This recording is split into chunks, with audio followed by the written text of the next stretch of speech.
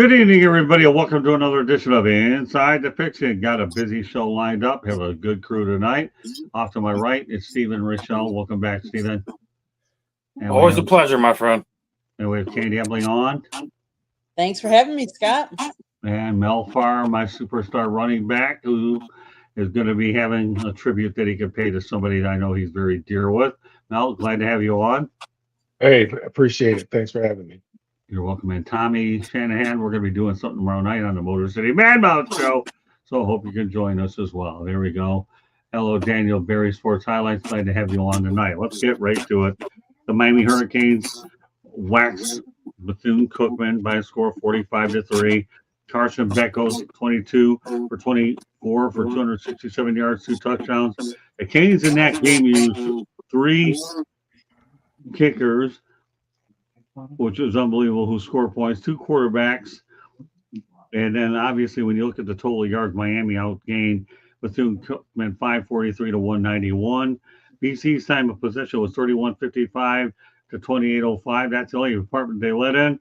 And the best part of it all is Mario Cristobal's press conference was all 6 minutes and 55 seconds. Shows you what he thought of this game. No reason to go ahead and have any clips because there aren't any worth your while. So, Stephen, we got to get these games out of the way. I have a streak going where I don't miss games. That's why I went. But that was about the most interest I had in it. And considering that how many spots there were empty in the press box, it's a different animal. What are your thoughts about Miami, Bethune-Cookman? They're going to have a bigger test in a little while. We'll get to. They're looking good early on. Obviously, we're only 2 weeks in, but Miami looks the part. They're putting the points up right now. So we'll see if they can get back in championship contention status. It looks good early on, that's for sure. Candy, you were there? I was there. I was there for both games. So, they schedule these games for a reason. And that's so that the smaller school, the lesser school can get a payday. And, Miami can work out their kinks. Let's face it. They put in Emory and to see what their backups can do. And I like that because I like Emory as a quarterback. And yes, he's not Carson Beck and he's not making the money. But I like it when we can see some of the backups. Do I like seeing a football game that's got that kind of a score? No. But I understand it.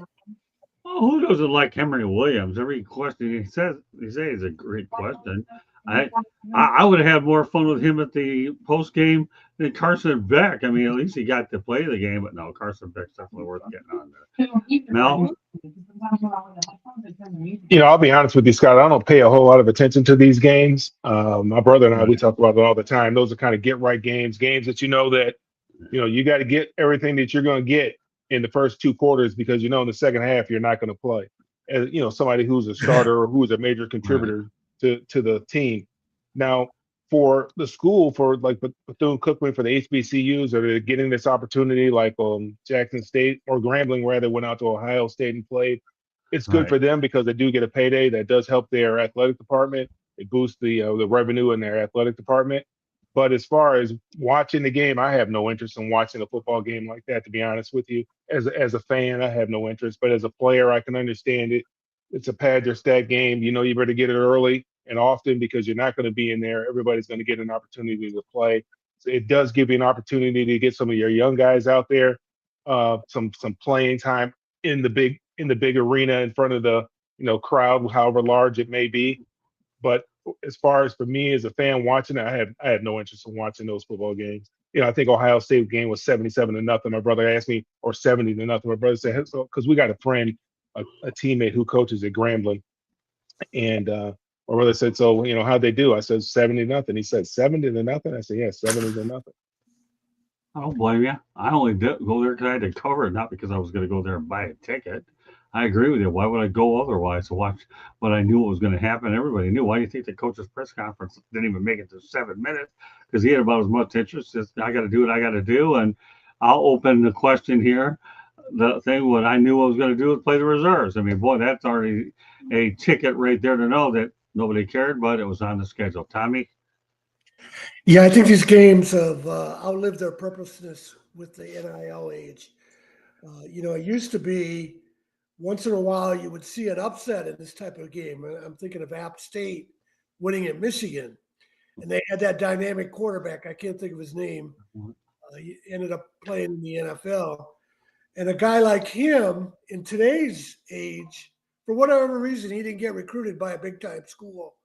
In today's age, he would have left App State and gone on to a big-time school for NIL money and opportunity.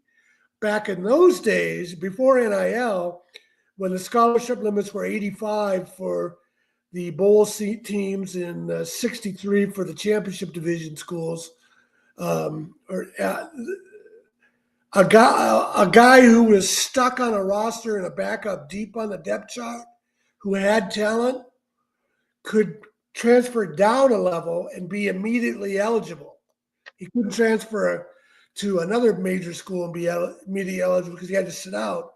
And a lot of times that worked out for guys because they got playing time and they ended up moving on to the NFL or whatever, or having a good career. So none of that applies anymore because instead of, I've only had 20-some gap in scholarships. Now the scholarship gap is even bigger. And instead of guys flowing down a level, they're going to flow up a level. And that just means you're going to have less talent on those teams. And the guys that are having to play the games are just going to get beat up. And then how's that going to suit the team for the rest of the season? Yeah, great point. Well, all right, let's talk about another upset that occurred. Get this, my alma mater, University of South Florida, got paid $500,000 to beat the University of Florida. Keep in mind the game-winning field goal was decided by Brendan Betts spitting on Cole Skinner. I mean, that was bad. But when you think about the game in its totality, and you look at DJ Lagway for Florida, goes 23 for 33 for 222 yards, a touchdown, and an interception in the game. And again, I just set up what the scenario was. Well, let's look at the game in its entire totality. Okay, USF's resume so far looks pretty impressive. They ended up beating Boise State 34-7. Now the Florida 18-16 game, and now they're going to face Miami on Saturday at Hard Rock Stadium. Candy and I will definitely be there. So when you look at the game in itself, Stephen, what are your thoughts about what the stage being set for this game? And keep in mind, it doesn't get any easier for Florida either, because Florida is going to have to take on number 3 LSU, number 5 Miami in 2 weeks, and they got number 7 Texas, and then they also get number 19 Texas A&M. So Billy Napier, which we're going to talk about at a later date, but let's talk about things in the current, Stephen. This is not a good look for Florida, but it's also a good one for USF, because that game, as I understand, will be on the CW network as well. So there'll be a decent amount of national television coverage. We'll start with you, Stephen. Yeah, I mean, it's going to be UCF and Miami is going to be going at it. Obviously, USF. Yeah.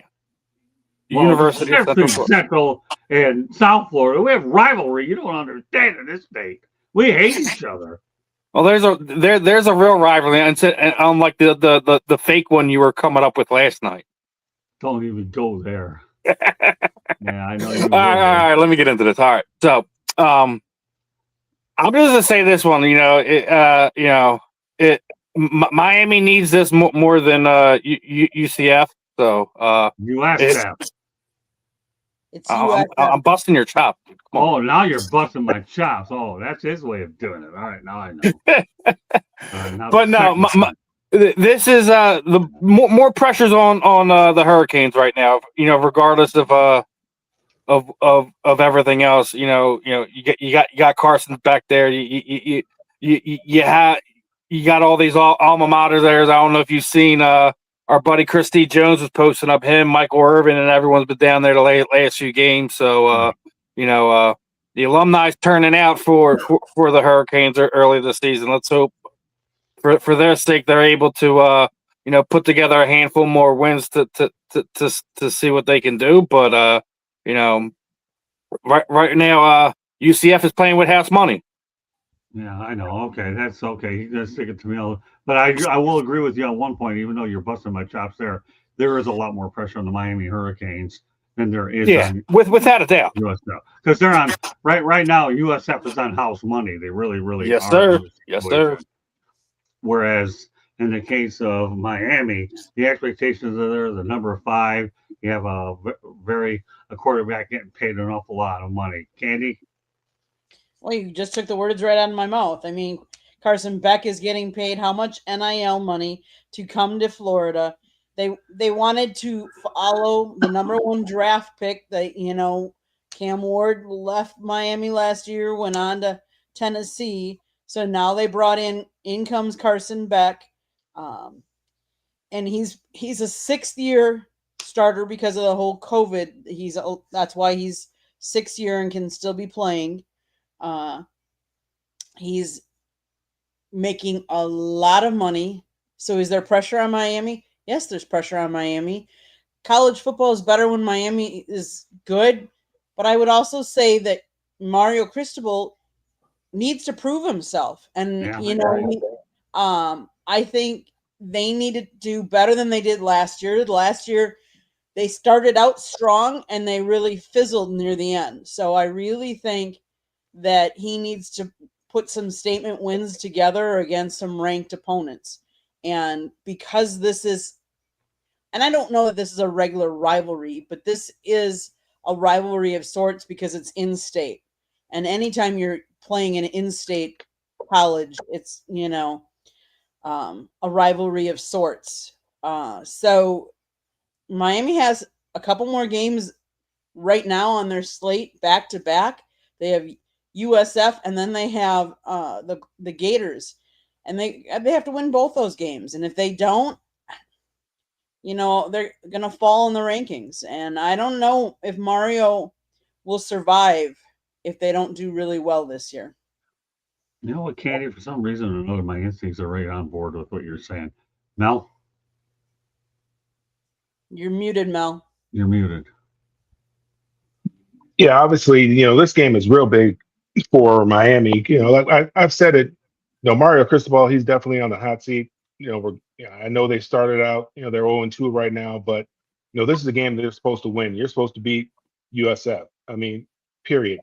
They're supposed to, really dominate the state of Florida.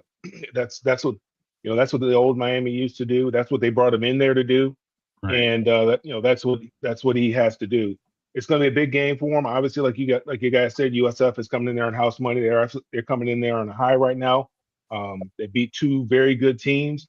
They're ranked now, so now people know who they are. But the thing is, when you got 18 to 22-year-old kids, you never know where their mind is. That's the thing about it. Mario Cristobal may be focused and maybe saying all the right stuff, but the kids might be taking this game for granted. And it's important that these kids don't take this game for granted, because if they do, they can go home with an L. So it's going to be interesting to see. This is the type of game that I will watch, because there is some intrigue there. Obviously, they're two good football teams. Now, if it gets out of hand early, then obviously I'll turn to something else that's probably a little bit more competitive. But this should be a good football game. Because USF is trying to come up. They're trying to they're trying to raise their stature in the national stage, and this is a big opportunity for them to do that. They took one step last week, and this would be taking another step by going in there and knocking off a team that a lot of people think that Miami has the goods to do some damage in the college playoffs. Now, obviously, a loss here wouldn't hurt Miami in the college playoffs, but a loss would be devastating for the program. Tommy, Yeah, I think this game will say a lot about Florida as well as Miami.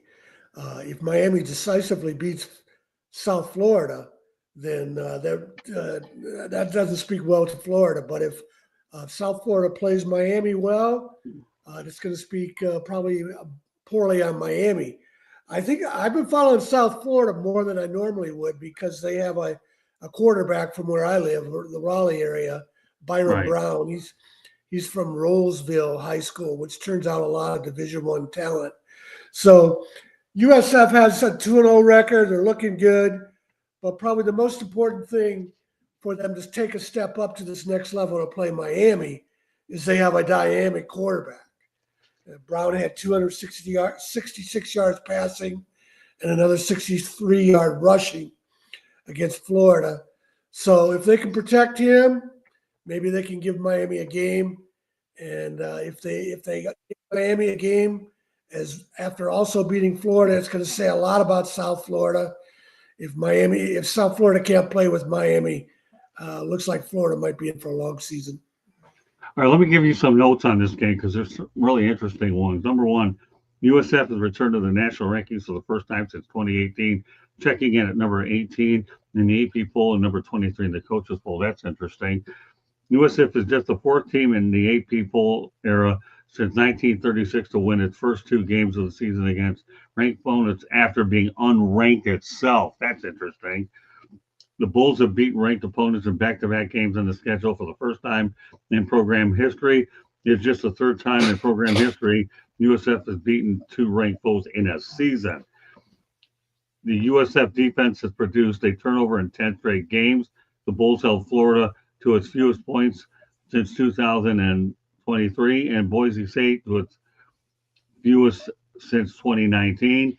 And finally, the USF offense has not turned the ball over on the season. Quarterback Byron Brown is riding a program record streak of 240 pass attempts without an interception, passing the program record set by Markel Blackwell.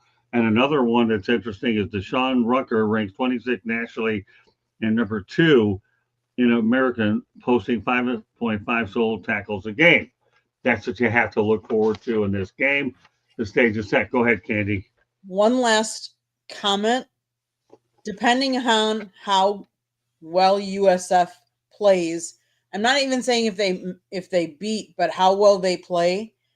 The coach that we haven't been talking about is USF's coach, and I think he has proven that he will move up the ranks if he does well, because he has taken that program and to new heights, as you're saying.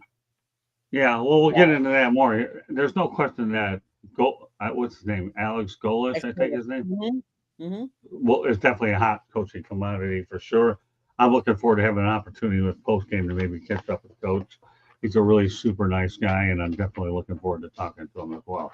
Other things we got to get. So there you go. That sets the stage for Saturday, and Candy and I will be there. Former Pittsburgh Steelers wide receiver Antonio Brown is reportedly almost broke after earning almost $100 million in his playing career. All right, Steven, surprised with that? Probably not, right? I mean, we talk about this stuff all the time, man, about how players spend money on unnecessary nonsense, and then wonder why. We were just listening to Cam Newton talking about how upset he was that he wasn't able to kind of give his kids, the stuff that he used to give to when he was playing in his career. Right. He made over $134 million in his career. So I don't know. Maybe not buy these flashy jewelry that you don't need to show off to anyone. Maybe not throw away money on cars that you really don't freaking need. A lot of these guys show up, and I think people should take note. Look at Chad Ochocinco, right? All that stuff that he used to do when he was a pro, it was all fake. The jewelry was fake. Everything was fake. How do you think he's flying around to going to FIFA events, going to Super Bowls, going to do this, that, and the third? Because he still has his playing money. Because everything he did when he was a player to kind of show out, show off, was all fake. It was, it was probably just a couple $100. When he'd have these cars, they'd be rented cars. It wouldn't be cars that he would go and buy. He was giving everyone the persona without hurting his own pocket. Some of these players should continue to sit there and spend beyond their means. We're gonna go pay our whole family to be out of poverty and things like that, instead of setting them up with businesses so you don't have to pay for them. Right. It's something we talk about a lot of times with athletes just not knowing how to spend their money. Am I surprised that Antonio Brown broke? No. Look how his career went. I mean, was he one of the all pro wide receivers for the better part of 5 to 10 years? Yeah, he was. But he also lived his life in a way that he would overspend on whatever he was doing. you can't be surprised by stuff like this, and this is what stuff that me, Ben, and a lot of the other guys talk about how athletes need to educate themselves on setting themselves up for when their career's over, so they're not broke, so they're not having to sit there and do these stupid, ridiculous things, go to events maybe they have no interest in being, and it just hurting their overall image even more in the long run. But that's all I got on that one. I'm not surprised, and just some athletes need to be better at what they're doing with the fortunes that they are being given. Candy. We live in a society where we feel that other people's opinions matter, and we need to make sure sometimes they want to be flashy and come across as they have money, so they spend money to look like they have money. We all know they have money. The one, Scott, I'm going to go back to our Super Bowl days when we were doing before the Super Bowl, and you did an interview that is on our YouTube channel with a former player. I think his name is Antonio Wise. Correct. And he talks about how he does financial planning for players now. And that's what the players really need. They really need a financial planner or someone to help them manage their money, tell them, okay, this is how much you need. This is how much you can live off now because you want this money to last X amount of, for X amount of years or whatever, so that they know that they can't go splash. And I get it. Oh, I want to buy my mom a house and I want to buy these things and stuff like that. Well, that's an investment. But when some of these things that depreciate or that you spend lavishly, you're not going to get that money back. So unless you're smart and protect some of it, at least, Right. you're going to go broke. Mel. Boy, the more money you make, the more money you spend. Now, there's financial literacy courses and classes that are available to all players. It's up to the player to reach out or to take that stuff seriously, or to look into it. Antonio, he has agents, and those agencies usually have some sort of financial literacy program attached to them, or financial investment program where they can take a certain amount of their earnings and put it away and allow that money to grow. But it's up to the player to do that. Now, not all players make generational money. Life-changing generational money. For the vast majority of them, they don't make that kind of money. Now, they make more money than we made back then. But again, you got to consider, depending on where you play, what state you play in. California, taxes are going to be extremely high there. State income taxes are going to be very, very high. And then Uncle Sam, he wants a piece too.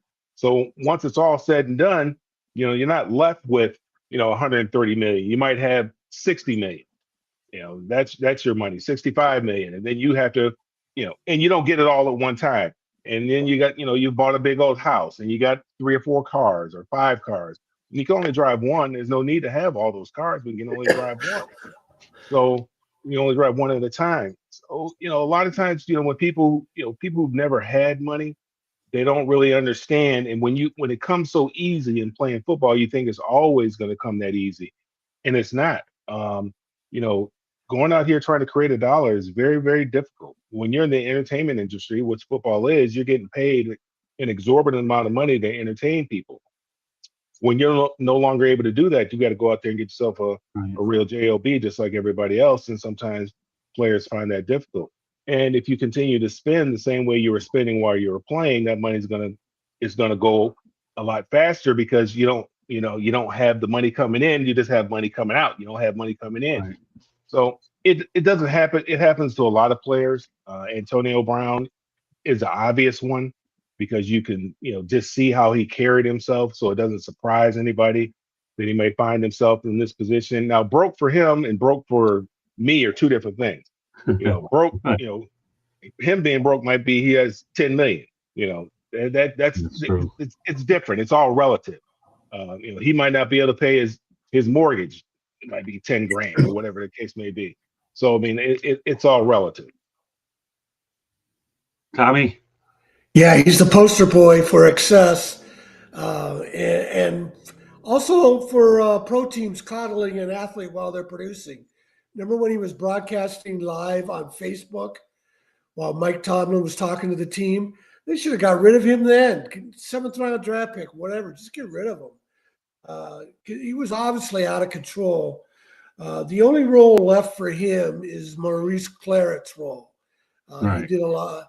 He spent a lot of time talking to teams and players, college and pro, I think, about all the mistakes he made and how to avoid the mistakes he made.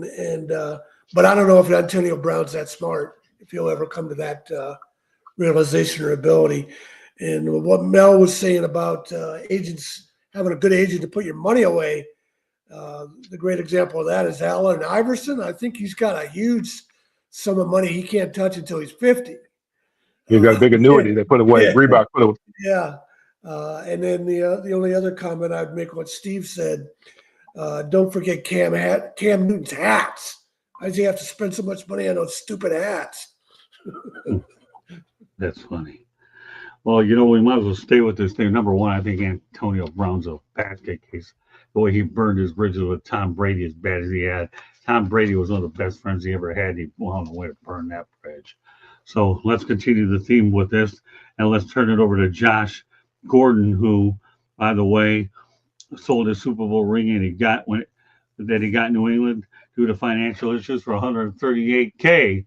Steven, another guy who's a little bit messed up, Josh Gordon. Again, I don't know if it's spending of excess or, as Mel was talking about, financial literacy, reaching out to the right people, but you should make sure you're not going beyond your means and then having to, sell this off, sell that off just so you can do, whatever it is in your normal life. If you win a Super Bowl, you should be able to put that thing away, man. Have that as a heirloom for the family, something to pass on down to your kids. You don't want to sit there and sell it off to some yahoo who's gonna sit on it for 10, 15 years, and someone in their family is gonna find it in grandpa's treasure chest and then sell it off at some auction for a couple $1 million more. It's not fun to see athletes struggle in this way, So it's one of the things that I feel for Josh, but it's at the same time, I think it's about letting these athletes know they have avenues they can go to have people set themselves up so they're not in a bad spot. As Tom was just talking about, Allen Iverson was all over the place during his career, but he was smart enough to situate things in his sponsorship deals and whatnot through Reebok and everything else, where he has himself situated where like he got a big contract, but he puts a lump sum of it away and he still gives himself a yearly allowance through that deal. So it's one of those things where you see where guys are smart and they do take care of themselves and they do think for the future. And, you have the other side of that coin, the guys that live in, fast and dangerously fly through whatever temporary fortunes they do have. So, it's sad to see Josh having to get rid of it. But again, there are things in place where these guys can give themselves knowledge and protect themselves so they don't have to sell off Super Bowl rings, jerseys, things of that nature. Candy? Career earnings for Josh Gordon were $8.385 million. And yes, did he sell his Super Bowl ring at an auction for $138,000? My question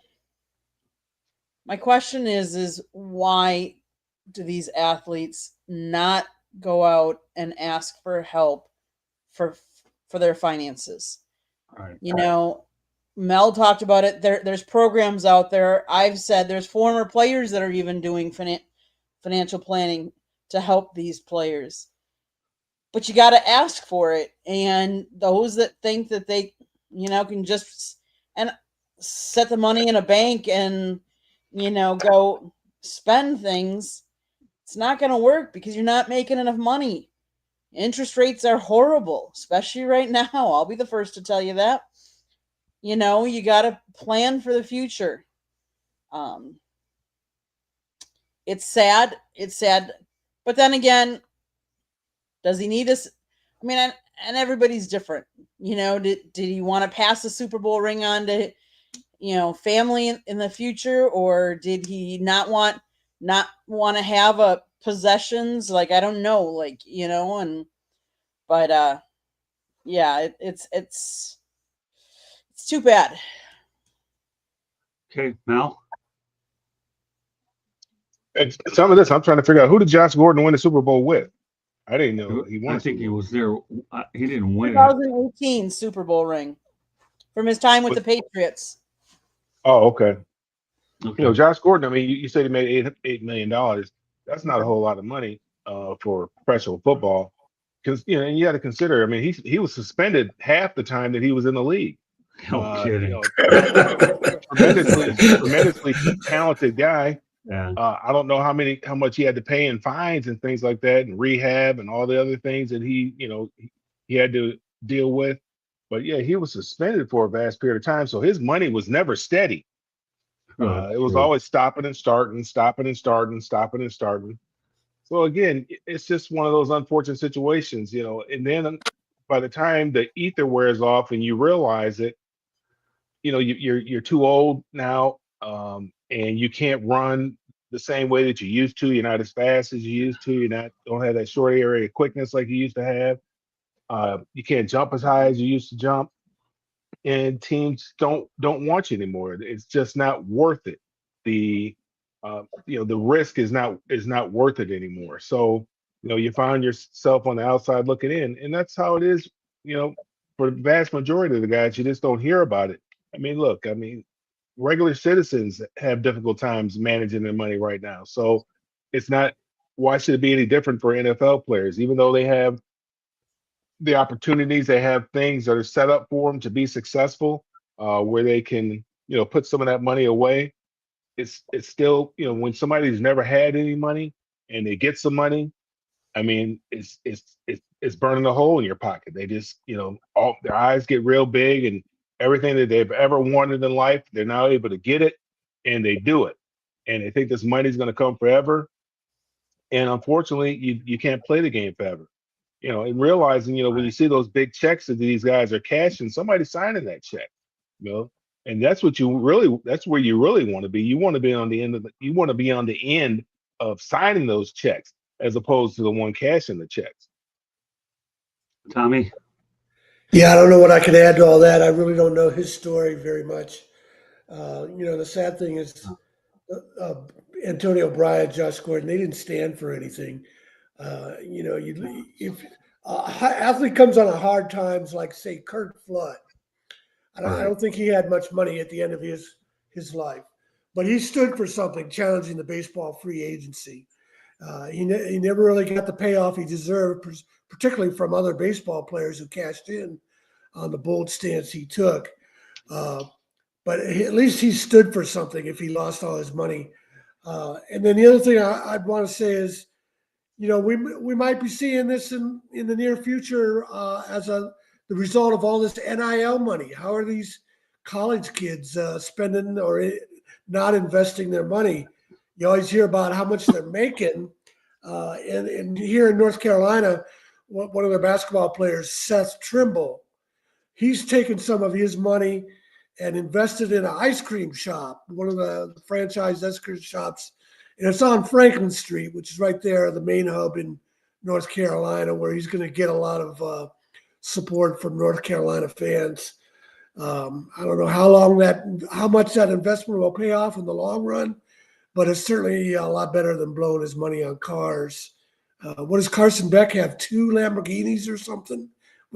You're talking about guys needing more cars than they have. So yeah, it'll be interesting to see how this NIL money shakes out. Yeah, as far as Josh Gordon, no steady money for sure with all the suspensions. And regardless, it's a sad shame that he had to sell his Super Bowl ring for 138K. All right, our main topic of the night is going to go back to NFL record 16 black quarterbacks starting week one. I'll list them all for you. This is just unbelievable to think 16 of them for sure. But Bryce Young, Caleb Williams, Spencer Rattler, C.J. Stroud, Jalen Hurts, Patrick Mahomes, Michael Penix Jr., Lamar Jackson, Russell Wilson, Kyler Murray, Jordan Love, Cam Ward, Jaden Daniels, Dak Prescott, Justin Fields, Geno Smith. People, there's no Rooney rule, okay? Now, chat must be broken tonight, Josh O'Dore. We need a little bit more than just a few nicknames, period, and that's that, okay? So now, no Rooney rule needed. Once upon a time, there used to be Joe Gilliam or Joe Gillum, Doug Williams, Warren Moon, Cordell Stewart, Michael Vick, Rodney Pete, Charlie Batch. Steven, this is pretty good stuff when you have that many African Americans under center. And I should mention Randall Cunningham as well. He was another good one too. Randall Cunningham was. Yeah, I mean, I love it, dude. I'm not gonna make any more into it. I seen that trash ass comment in the chat room there. I'm not gonna give that any life. I love seeing this. The fact that we have 16 starting quarterbacks that are African American descent in the NFL, where where we were 20 years ago. It's a good thing to see that we're basically, we're almost at the halfway, half or white guys, half are black guys. We got a couple other descendants in there as well. I like to see the diversity there, and I think they all bring a little something to the table. They all have a different little style to them. Yeah, obviously, a lot of these guys are dual threat guys. There's some of them that are traditional pocket guys. They're bringing something to the game, and I think they're paying homage to the guys that came before them, the Randall Cunninghams, the Doug Wilsons of the world. I said Doug Williams of the world. Well, you had a good one in Philadelphia. Who's the other guy that took him to a Super Bowl, right? I mean, listen, you got to give Donnie Mack some love. Obviously we revitalized Michael Vick's career. A lot of people felt that we just kind of really gave him another opportunity with a great team around him. He still wasn't as polished as he should be, and I kind of agree with some of that sentiments. But he still was given another opportunity here. He still had great games here. Did Michael Vick have his deficiencies? Yeah. He was basically going off of athletic talent alone and not a traditional, studying film, breaking down defense, things of that nature. He was a run and gunner. That's just the way I see it. And obviously, Russell Wilson's kind of giving some more quiet calm to it, but I mean, look at your, the last few. Look at Patrick Mahomes. Look what Jalen Hurts has done in his 5 years in the league. I think they're redefining what we consider what an NFL quarterback is. So, regardless, black, white, yellow, green, orange, it doesn't matter to me as long as the guy can give their team the best opportunity to win. They should have an opportunity to play. So I'm glad we're at this point where we have that many African American starting quarterbacks in the NFL. Go ahead, Candy. What I'm going to say is I love to see it. I love to see the competition, but to me, it doesn't matter what color you are. Put the best person there on the field. And is it great that it's 16? I don't know what the right number is. I just love the fact that we're seeing good football, and there's been some amazing predecessors. And so do I like to see it? Yes, of course. I like to see good playing, good football. So give me the best talented people on the field. That's what I want to see. Mel? Yeah, I was surprised when I don't know where I saw that number, but I was surprised. I mean, I don't keep track of it, but I said, wow, 16 out of 32, that's half. I came up at an age where you didn't see any at all, really. And the first one you forgot to mention was James Shaq Harris that came out of Grambling. He was groomed to be the first quarterback in the NFL. But yeah, I remember Vince Evans. There weren't that many, and for the longest period of time, it was thought that we weren't smart enough to play those positions in the middle Right. of the field. Center, middle linebacker, safety, and quarterback. I remember Dwight Stevenson. I remember him playing center. That was a big deal with the Miami Dolphins. That was a big deal Right. when he was the starting center down there. But it just shows, and we've always talked about it, that when given the opportunity, when the rules are published, playing field is even, is level, that we can excel at anything. And given the opportunity, thinking about Andre Ware, he's the first black to win the Heisman Trophy. Now look how many Right. black quarterbacks to win the Heisman Trophy. Now look how many black quarterbacks have won the Heisman Trophy since then. So it's just we needed to have the opportunity.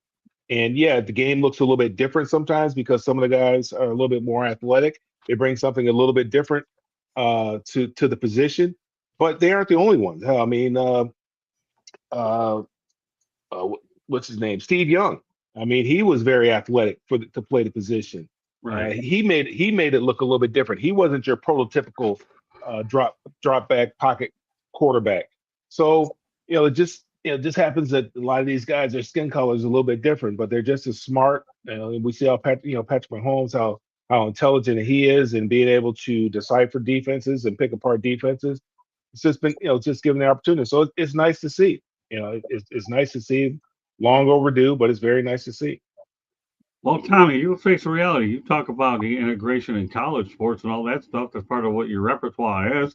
What are your thoughts when you see 16 black? Well, I think it was Tony Dungy who was a quarterback at Minnesota in college Right. before he went to the NFL and was switched to a defensive back. I think he was the one who first said that he's looking forward to the day when we just identify guys as a quarterback and not a black quarterback.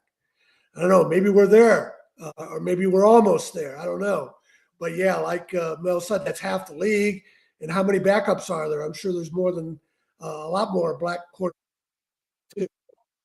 And I want to know is, do these guys know who Willie Thrower is? Willie Thrower was the first black quarterback in the NFL with the Chicago Bears in 1953.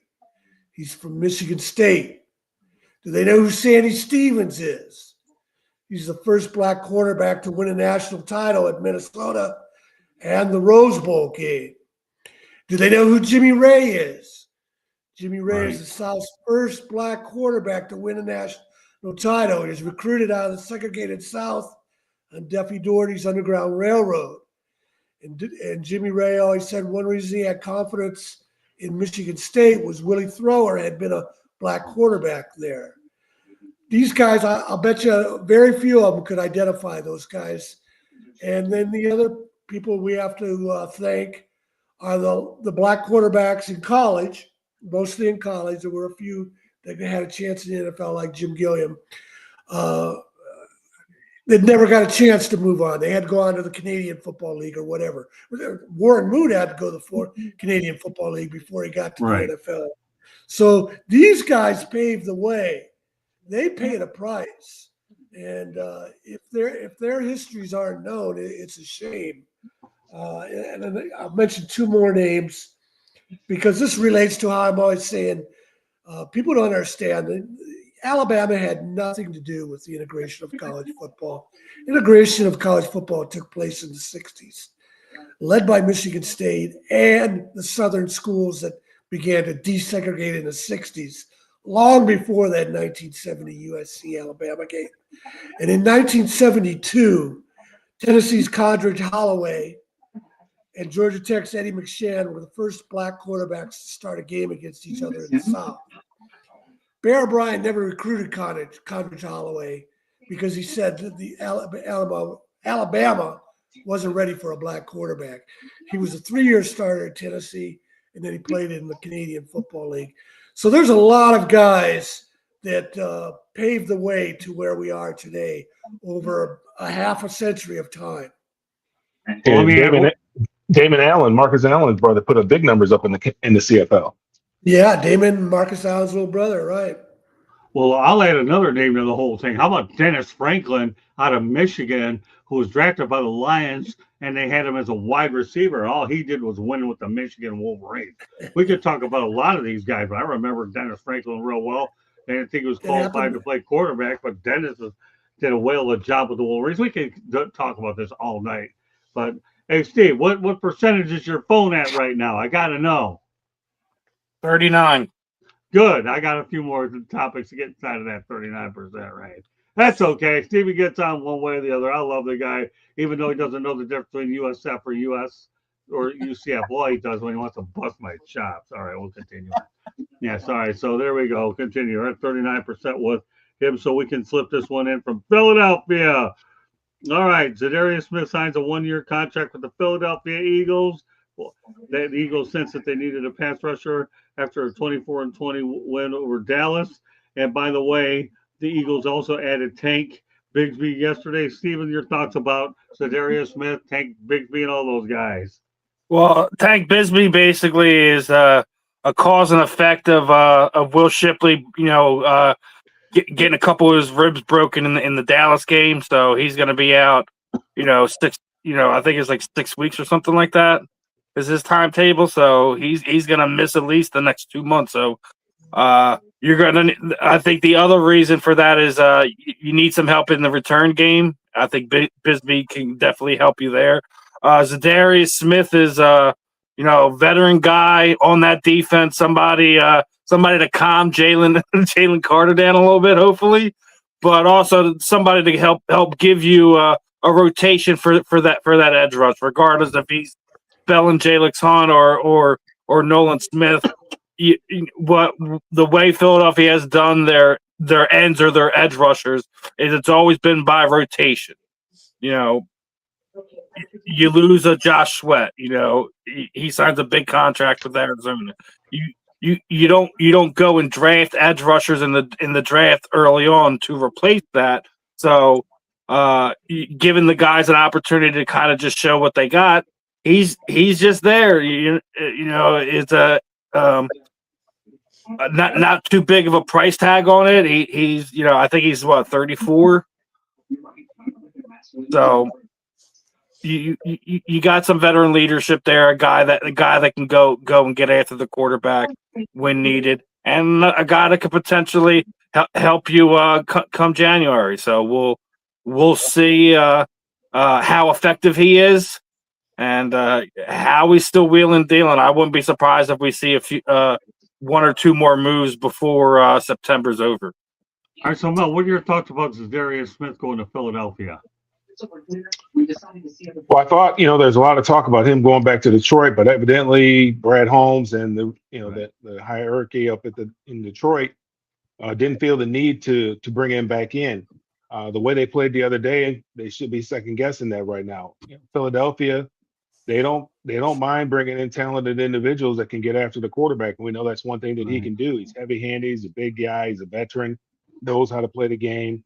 And so that's just adding more talent. They get him pretty cheap probably, and they're just increasing their depth. I mean, that's what you want. You need to have depth. You need to be able to rotate those guys so that they're going full tilt each and every time that they're in there rushing the passer. So I think it was a good move by Philadelphia and possibly a missed opportunity by Detroit. Candy, Tom, you have any opinions on Zadarius Smith, or do you want to move on? Well, I just say that sounds like it's a good fit, and like Mel says, it's a good move for the money. It's not costing them a lot of money. This is the same but different. I always think of Rodney Harrison when he was with the Chargers. He was such a great player, and then the Chargers thought he was at the end of his career, and then he ended up filling a hole with the Patriots and winning a couple Super Bowls.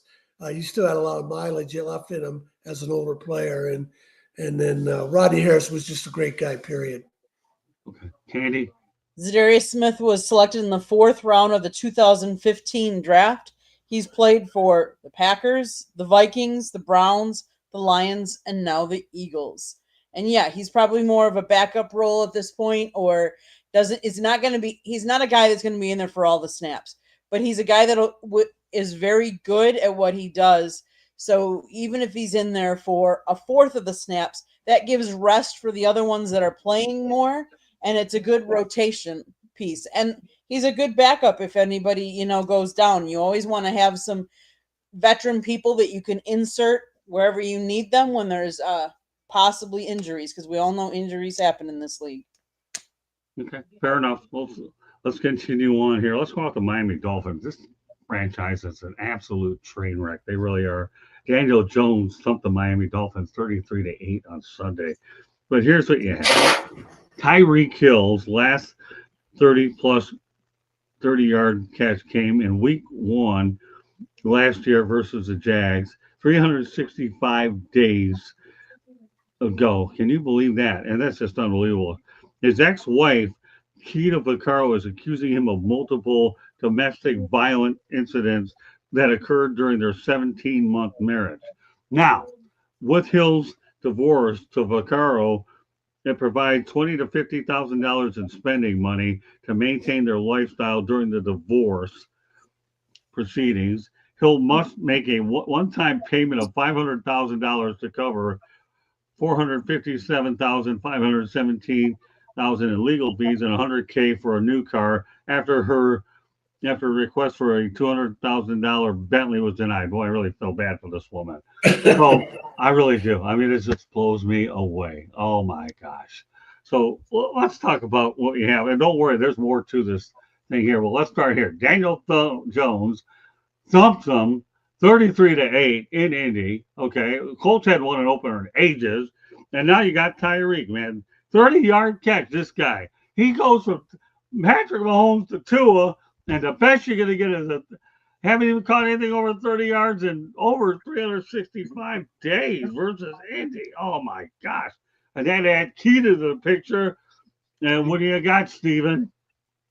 Well, first, Tyreek Hill needs to clean his life up. I mean, your estranged wife, well, I think the one thing you didn't mention is that she also has complete access to the $5.5 million mansion. That's her. Right.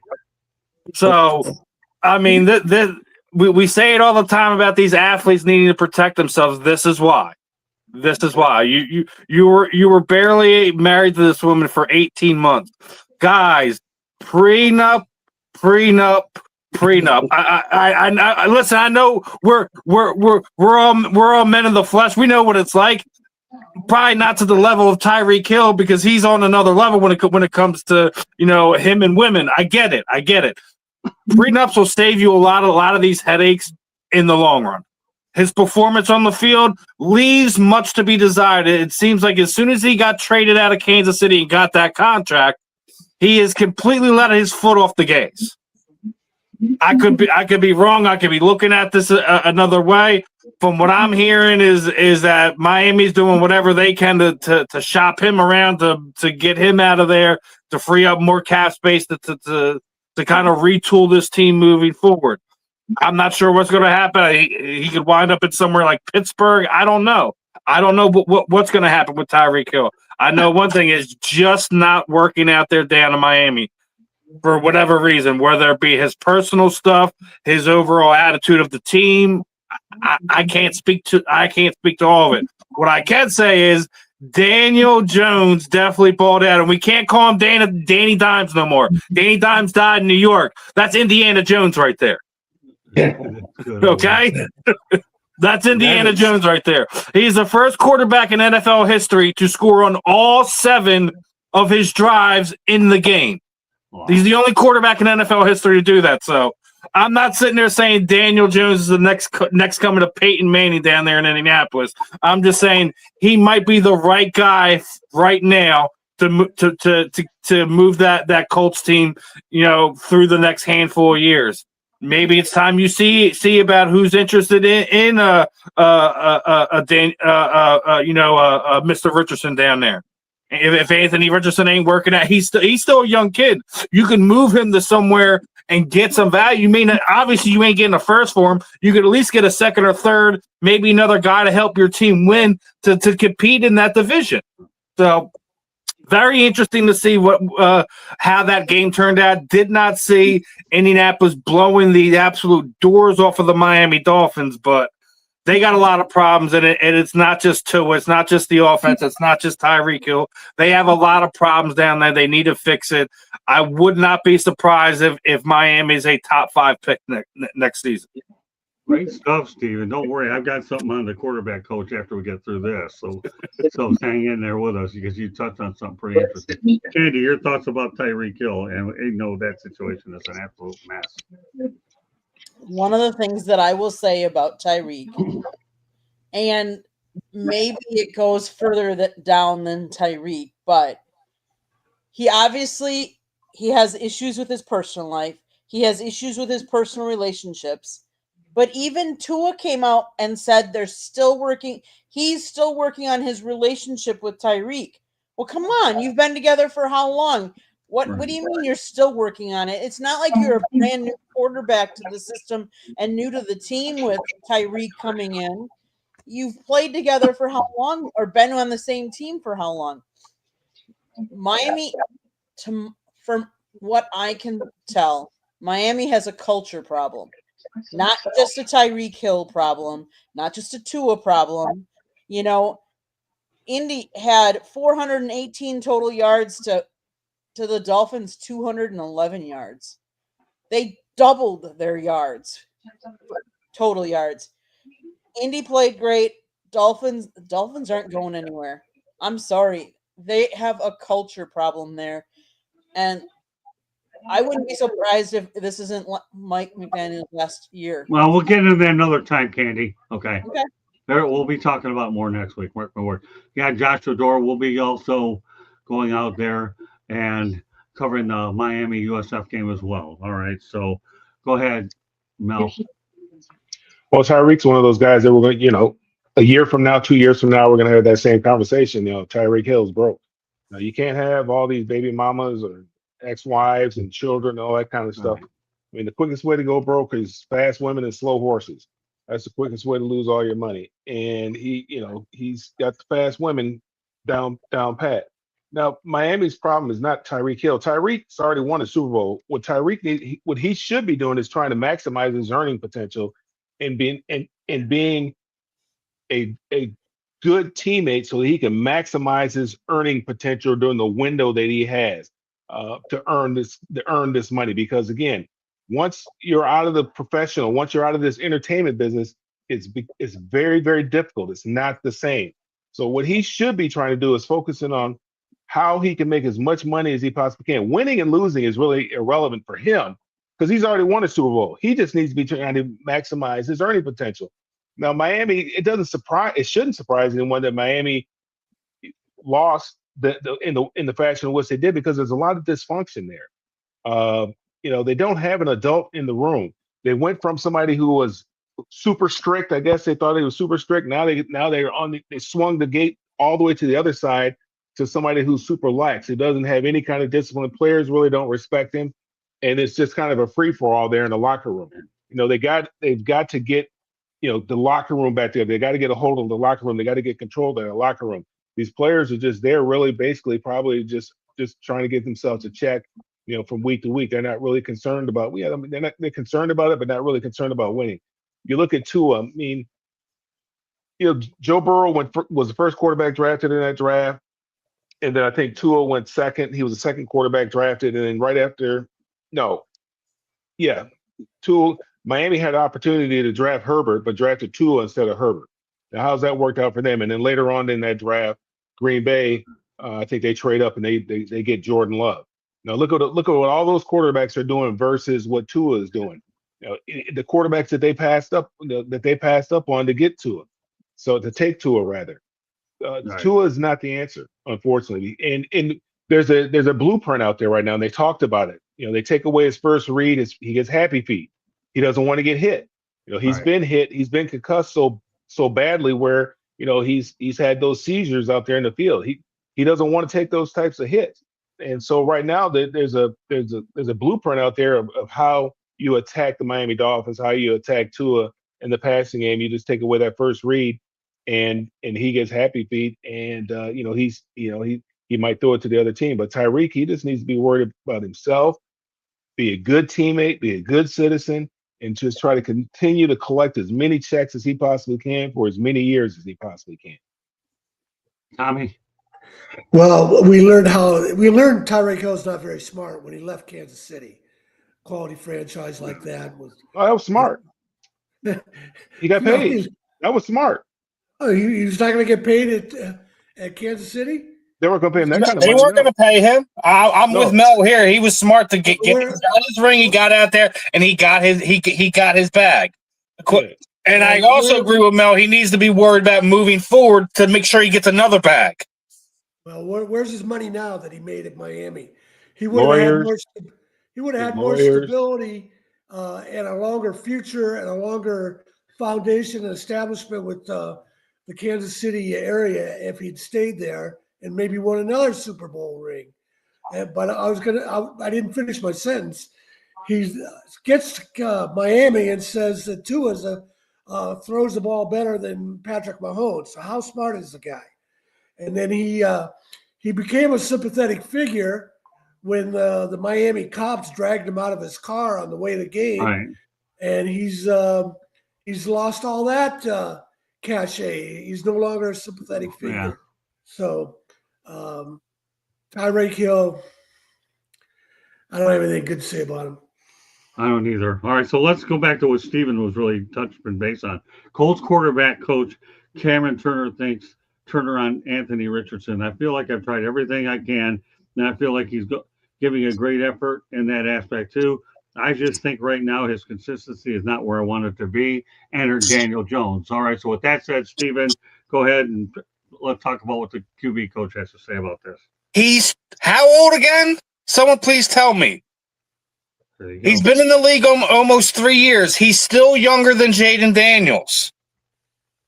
I say this all the time. Sometimes it's not necessarily the quarterback. It's also the coaching and the system you're in. Everything, you have to have a perfect marriage of all of it. The coaching, the team, the quarterback.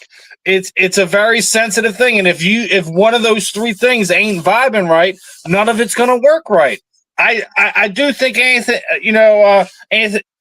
Richardson does need to kind of grow up some, but I don't think that the Colts organization has all the tools for him to perform the way he needs to. He does need to pick up some really basic stuff. I'm not going to argue with that. But again, I'm saying we're still talking to a guy that's still what 22, 23 years old. He was one of the youngest first round draft picks we've had in NFL history. This is like, to me, that what this feels like when John Gruden gave up on Randall Cunningham. Okay. I thought it was a little too early. He didn't give him remember, Randall been through three different offensive systems in less than 5 years. So every time he picked something up, it was getting torn away, and he's learning all over again. Right. What happened when he went to Minnesota? Oh, that's right. He had the best year of his career. It was also as he was getting older, and sometimes it takes being mature and getting older to get to that point. Some guys mature early faster. I don't necessarily agree with giving up on Anthony just yet. But if you feel your organization is like we need to win now, we need to be better now, then send him somewhere else where he can develop and go be a quarterback. Because go ahead, Candy, you're next. No, finish your thought, Steven. You're on the. No, I'm good. I beat this horse down. All right, go ahead, Candy. Beat it some more. Anthony Richardson, he's what, 23? Yeah, he's 23 right now. He was born in Miami, Florida. He's also had injury problems. And that, between injury problems and not a consistent coaching staff and consistency, we've said that time and time again. If you don't have consistent coaches, it's hard to have success in this league. Unless you're Jalen Hurts. Exactly. Well, there's always going to be an exception to the rule, but for the most part, you need consistent coaches. Going from college to the pros so I'm going to say for me, I've never played, obviously, football. So do I think it's a big jump? You're still playing the same game, but it is a big jump because it is a different game. It's a faster game. It's a different pace. So not everybody's cut out for it. And I think especially when you don't have the same coaches to help you learn systems and the same system, and all of a sudden you got a new system, you're learning a new system, and here's it, that makes it harder. And then when you have compound it with injury problems, it's not a recipe for success. Mel? Here's the problem. They drafted Anthony Richardson. They knew he was raw. He was raw. Okay. So you had to be Right. patient with him. Now, we live in a microwave generation where we want results now. The guy had Right. 13 starts in college. That's why I don't like those guys. I like a guy that started 2 or 3 years in college. He's been under the fire for a long time. What Anthony Richardson needs in order to get better is he needs to play. That's the only way he's going to get better. Or you're going to find out what you have with him. Otherwise, you're going to we're just going to be doing this back and forth, talking about they're giving up on him. They don't have the patience anymore. They don't take the time to develop these players anymore. He wasn't developed in college, rather, because he only had 13 starts. He didn't play a whole lot. I think he was hurt in college as well, so he didn't play a whole lot in college. But had freakish athleticism. Went to the combine and did freakish things. Well, they knew what they were getting when they drafted him. They were getting a raw project. So they needed to develop it. And the only way that you can develop it is you got to come up with a plan. Owner, GM, coach, they all got to be on the same page. Hey, look, I'm going to give you 2 or 3 years with this guy. You got to have some kind of plan because Right. you're going to lose the first year. With Peyton Manning, they didn't win the first year, but they had a plan for Peyton Manning. Even though he had a whole bunch of college starts under his belt, the NFL game was a lot different. But they had a plan with Peyton Manning. They have to have a plan with this kid. He's a young kid. He's extremely raw, but he has a whole lot of talent. And that's what everybody saw is he has a tremendous upside.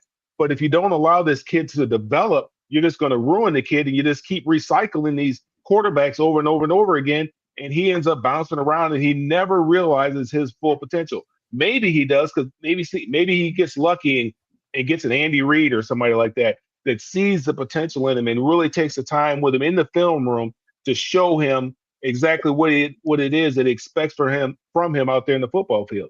But the kid is raw. The only way he's going to get better is to play. He's not going to get better standing on the sideline holding the clipboard. He's not going to get better running the scout team in practice. In practice. Only way he's going to get better, the only way he has an opportunity to get better is to play. Tommy? Yeah, he has a long way to go with so little experience in college and then trying to jump to the NFL. It didn't look like a good situation from the very beginning, especially if they didn't have a plan in place for him to bring him along slowly. I don't think does he have a future? I don't think you have to look any further than the guy who's the starting quarterback. Daniel Jones had a lot more experience coming out of college, but he had his confidence challenge playing for the Giants with no blocking. And now he's kind of rebuilt himself. He's got a chance to show he is Danny Dimes, if not Indiana James. But I think the other interesting thing about Anthony Richardson is, like everyone said, he's young and he still has some potential and he'll still get another chance. And I'm going to go back to my Tony Dungy comment. Does that mean he's a quarterback? He's not a black quarterback. He's being viewed for his potential, and nobody's writing him off because he's black, he's not smart enough, or anything like that. Well, the bottom line is with Anthony Richardson is I'm going to go back to what Mel said. The guy is raw, so you have to be patient. 13 games, and you're willing to gamble on him, then you definitely better be doubly patient. And the Colts have failed him in that area. They really are, because you have to have good coaching and you have to have a good, stable system for sure. So I agree. I think there's a lot of fault mainly on the Colts organization, the quarterback coaches, and helping matters by making these comments to help his confidence by any stretch of the imagination. If you're doing it, you better be more positive than you are negative at this point.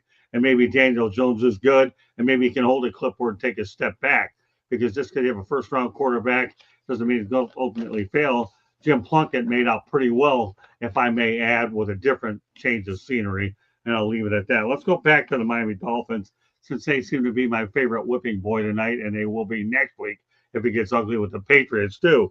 But get this, the average single game ticket for the Dolphins is $141. Now versus the Colts, Tua, Love his numbers: 14 of 23, 114 yards, a touchdown, 2 interceptions. Oh, they're beating him up good down here. Tyreek Hill, our favorite whipping boy, 4 for 40, 0 touchdowns. Jalen Waddle, 4 for 30 yards, no touchdowns. The only bright spot in this game is Devon Ackley, who ends up getting 7 rushes for 55 yards, 3 catches for 20 yards, and a touchdown for the only touchdown for the Fish. Would you spend $141 for an average ticket to watch this, Steven? No, that's why I'm thankful I'm in Philadelphia with a good football team. But I'll say this much. I don't like how the prices around the league are going sky high. You know, you just heard some guy got bamboozled out of a couple $100 because he was trying to get tickets to opening night with the Eagles Cowboys game on. There's so many different places to get tickets from. I mean, obviously scalpers for tickets have been around for ages. You got to know who you can trust and who you can't. But when you're looking at the overall prices, not just of the tickets, go look at some of the concession prices. Go look how much it costs for a beer. It's insane. It's insane. So, I mean, not at the Benz. Yeah, y'all keep reminding me about that. Y'all got y'all got a Chick-fil-A down there too? No, I mean Arthur Blank, man, they make it real affordable for you at the concession stand. It's cheap. I mean, I think you can get free refills on your drink. They just have the soda fountain there. You get buy a cup, you get free refills. Go there as many times as you want. Hot dogs and stuff like that. It's real cheap at the Benz. Real cheap. It's almost $17 up here in Philadelphia. For what? We're talking about the Miami Dolphins. Would you watch $141 for that? I'm going to say the pricing across the league, not just in Miami. I get it. Miami, it's bad. I'm not paying those prices to watch that garbage play on that field. I'm just sitting there saying, on top of that, all around the league, prices for concession tickets, all of it is going at. Dude, it's $50 for parking here in Philadelphia. Yeah. If I have an RV, it's $100. Well, okay. All I'm going to tell you is the Miami Hurricanes, to me, play in the NFL. I'm not sure where the Miami Dolphins play, and I'll leave it at that. I'm sure right around now, Dolphins fans will take the trade for the Hurricane players for the Dolphin players. Yeah, well, I'll say one thing about the Miami Dolphins, though. They've been good to you Eagles. They gifted Vic Fangio to you. So, I thank them. They were throwing a boat party when he left. I'm sure I'll take the party parade down Broad Street over your old boat party because y'all didn't want to get worked hard or held accountable. Sorry. No, that's okay. I just set you up like you did with me, UCF, USF, whatever. And by the way, an update from last week when we talked about UNLV football. Alex Zorgi, the quarterback who transferred over from Michigan, is out for the year with a season-ending injury. Just thought I'd mention that as well. Candy, what are your thoughts about the Miami Dolphins $141 ticket? You know, we've all said that the NFL markets all of their teams. They're going to make money. Are the Dolphins a good team? Is that a good buy? No, but you're seeing an NFL game. You're going to see two teams. You don't just see the Dolphins. You're going to see another team. Now, whether it's a good game or not, that remains to be seen. But everything has gone up. All the prices of everything has gone up. Going to a concert is going to cost you a lot of money. Going to the grocery store. I used to be able to fill up my cart, and it only cost me how much? And now it costs me triple or quadruple that. So is it a lot of money? Of course it is. But going to any NFL stadium is going to be a lot of money. To park your car any place, it's going to be a lot of money at these ballparks. It's getting to the point where it's not going to be for the average fan to go see a game in person. You're going to watch it on TV or stream it on one of your streaming services because it's going to the game is going to be for the people that can really afford it. And that's where it's going at this point, or unless you can get in through a corporate sponsor. If a corporate, because there's how many suites now where corporations have suites, and if you get an in from that way, then that's going to be how some of these families are going to be going into those games. Well, all I can tell you, the product in the field is bad, and it's only going to get worse. All right, Mel.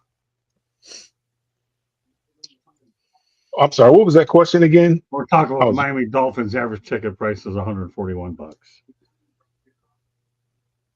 Yeah, I don't really like to go to games anyway. I like to sit at home and watch them in the comfort of my home. Then I can kind of, I can, put them at. I can put four of them up there at one time if there's four games playing, or two of them up there and watch them simultaneously.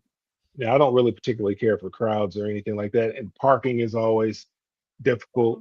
When you're used to going to games in the tunnel and just coming out, having everything laid out for you, when you have to figure it out, it's just a little bit different. I guess I'm spoiled in that way. So I know, it's laid out for me at home. I know where the remote is. I just click it, hit the little clicker, turn on the remote, sit down and relax and watch the game. But yeah, that is a lot of money. I remember growing up going to all the Lions games, and we had Lions season tickets, but it was all laid out for us. We parked in a certain spot, go in a certain way, go right to the seats. It was all laid out. I guess as an adult, I just haven't laid it out for my kids. I haven't really bothered to try to figure out a way to get that done. But it is expensive. But again, it's entertainment. Movie tickets are high. You know, everything is high. So, Everything is pricey. Concert tickets. Nobody's complaining about those Beyonce and Taylor Swift tickets, but they're going. So we don't want to hear it. Are the Dolphins worth $141 for an average ticket? Dolphins aren't worth $1.41 right now. Thank you. Well, don't worry. You'll have a tribute coming up to a guy worth way more than that in a few minutes. So, all right, Tommy, what are your thoughts about the Dolphins and their average ticket price? Dolphins attendance. Was it sold out for the season opener? I don't know. Their season opener is this Sunday. Oh, I thought They were in game. they were in Indy before. Yeah, well, let's see what kind of attendance they have. It seems like everything's being stretched too thin, but we've been saying this about sports for 50 years when free agency first came along.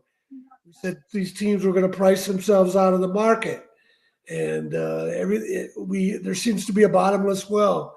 The market always expands, and the stadiums are still full.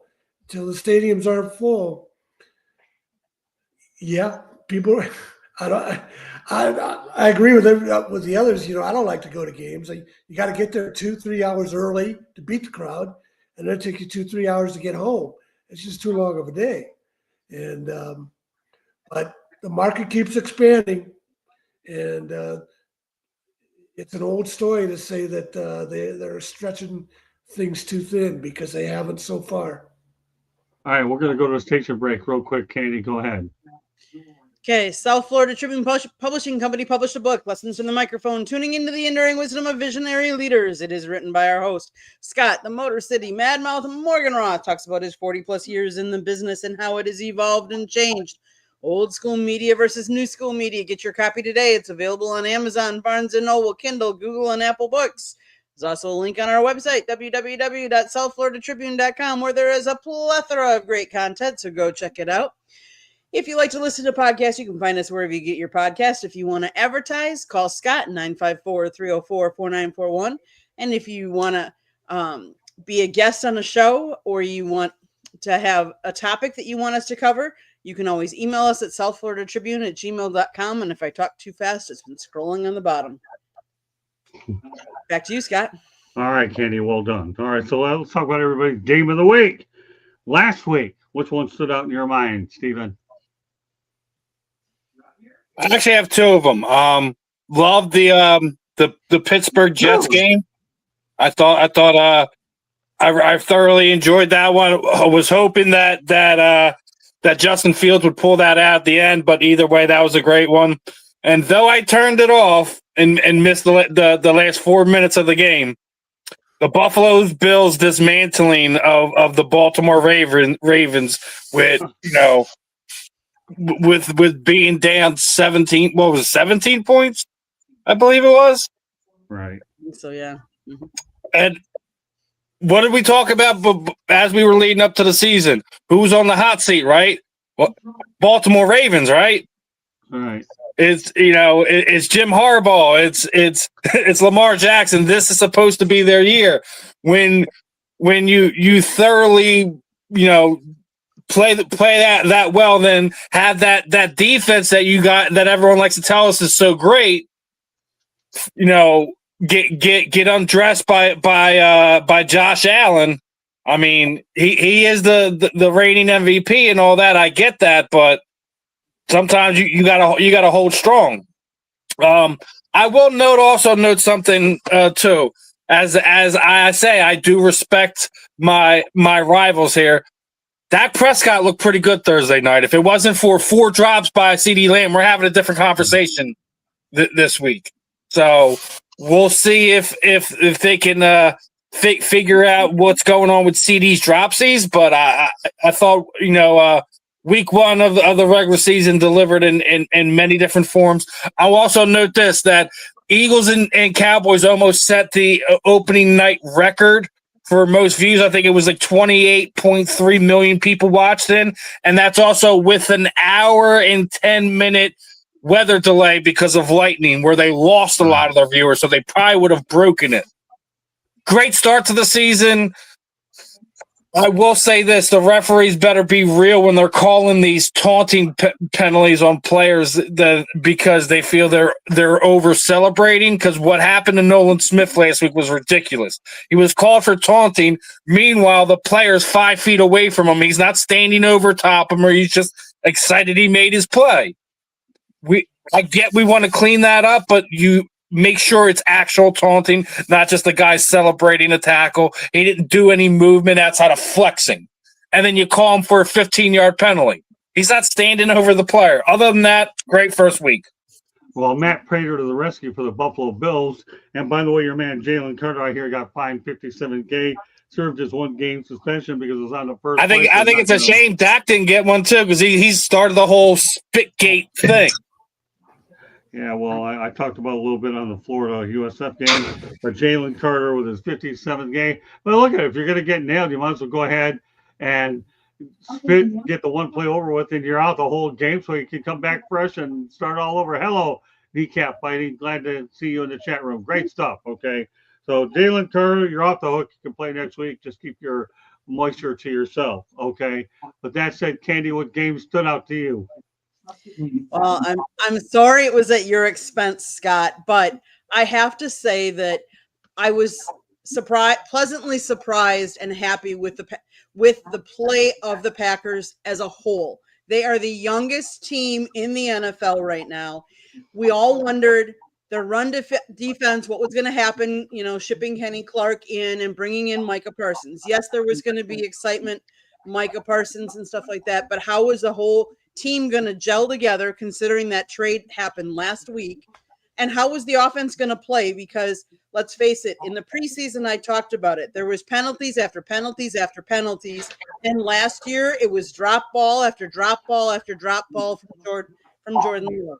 So I was happy to see much improvement in all of those areas against a team that, albeit they did not have a good game, they're a good team. And it's I was just happy to see that type of a performance by the Packers.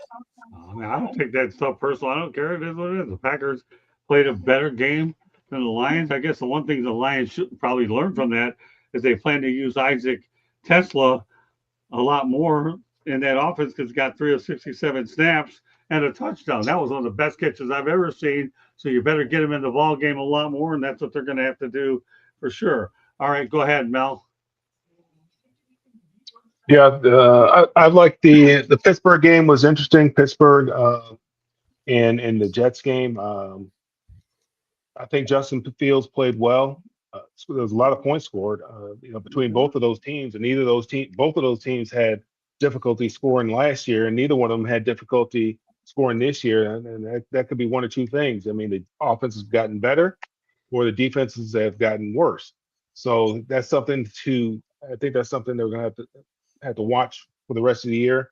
But it was nice to see Pittsburgh being able to put up some points and having some good quarterback play, because they've had very, very poor quarterback play. Even when Justin was there, I mean, the quarterback play just wasn't very well. It was limited, to say the least. But I think that they have a lot of confidence in him there in New York, and Aaron Glenn is showing a lot of confidence in him, allowing him to throw the ball downfield a little bit.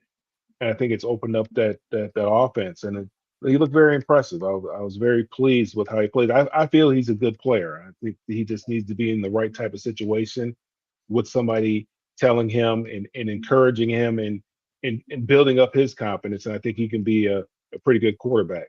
So that was a game that I thought was interesting. I fell asleep on the Buffalo and Baltimore game. I actually thought Baltimore was going to win that game. Woke up in the morning and found that they had lost.